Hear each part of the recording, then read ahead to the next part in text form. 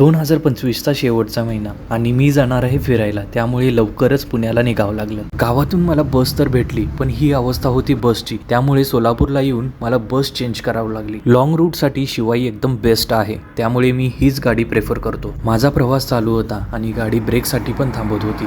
5 तासाचा प्रवास संपून मी पुण्यामध्ये आलो. मनपावरून मी सिटी बसने येणार होतो, तर इथे झाला होता ॲक्सिडेंट आणि पोलिसांचं चालू होतं इन्व्हेस्टिगेशन. इथे ॲम्ब्युलन्स सुद्धा आली होती. बस आल्यामुळे मी लगेच निघालो आणि पहाटेची वेळ होती, त्यामुळे ट्रॅफिक काहीच नव्हतं. सो लवकर स्टॉपवर आलो. पहाटेचे 5:30 वाजलेत आणि रोड बघा किती मोकळा आहे, कोणच नाही.